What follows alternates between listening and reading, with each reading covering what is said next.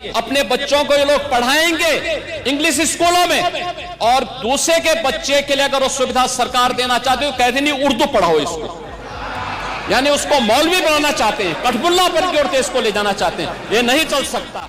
एक बहुत बड़े उर्दू के जानकार, उर्दू के कवि रहे हैं रफ़त साहब फिराक। क्या वो कठपुल्ला थे?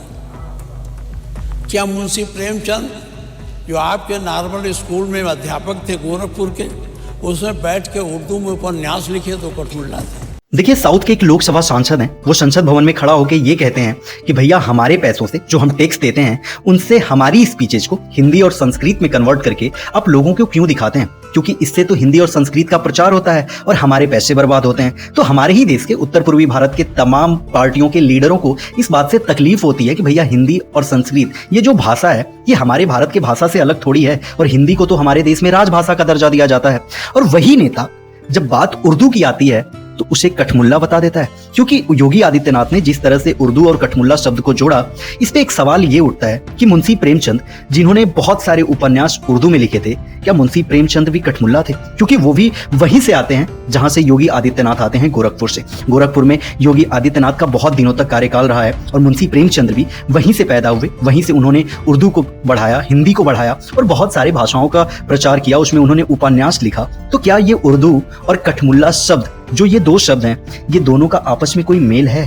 क्योंकि योगी आदित्यनाथ ने भले ही एक कट्टर नेता होने के चलते उर्दू को नीचा दिखाया हो, लेकिन ऐसे नेताओं को ये कहने का भी हक नहीं है जब साउथ के कोई भी नेता खड़ा होकर ये कहते हैं कि भैया हमारे पैसों से हिंदी संस्कृत का प्रचार क्यों किया जाता है, तो उनको उनके जवाब देने के लिए या उन्हें सिखाने के लिए काउंटर करने की भी जरूरत नहीं होती। क्योंकि राजनीति में ये दोनों लोग वही कर रहे हैं जो एक दूसरे पे फिट बैठता है। क्योंकि साउथ के अगर सांसद ये कहते हैं कि हमारे पैसों से हिंदी संस्कृत का प्रचार हो रहा है, तो वहीं हमारे उत्तर पूर्वी भारत के जो नेता हैं ये कहते हैं कि भैया हम उर्दू क्यों पढ़ाएं, इससे तो पढ़ के एक बच्चा कठमुल्ला बन जाएगा। और सवाल जो दूसरा सबसे बड़ा उठता है वो ये है कि हम अपने देश में भाषाओं को लेके इतना कट्टर क्यों होते जा रहे हैं?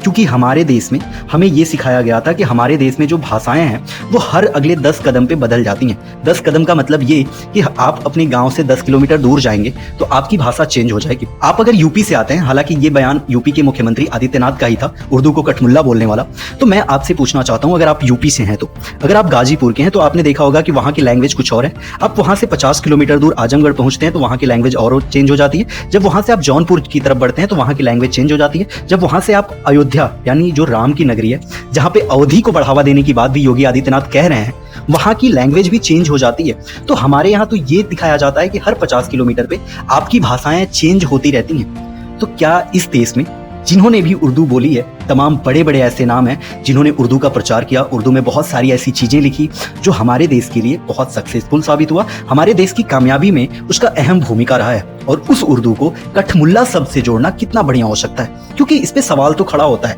और देखिए, आपकी कट्टरता है, आप अपने धर्म का प्रचार करिए, पर आप किसी और धर्म पे उंगली नहीं उठा सकते हैं। हालांकि मैं एक जाति से ब्राह्मण हूं, पर मैं ये खुद को हक नहीं देता। देखिए, मैं पूजा करता हूं, लेकिन किसी के नमाज पढ़ने से मुझे दिक्कत नहीं हो सकती। मेरा सिर्फ और सिर्फ सिंपल सा सवाल था उन तमाम लोगों से, चाहे वो उर्दू को पढ़ने वाले हों, हिंदी को पढ़ने वाले हों, या फिर इंग्लिश, भोजपुरी, अवधी, जो भी वो चीजें पढ़ते हैं, उनसे बस एक सवाल पूछता हूं, क्या आपके भाषा में कोई भी सब्जेक्ट, कोई भी लिटरेचर या कोई भी लाइन ये सिखाती है कि अपनी भाषा को ऊपर करने के लिए दूसरी भाषा को नीचा दिखाना?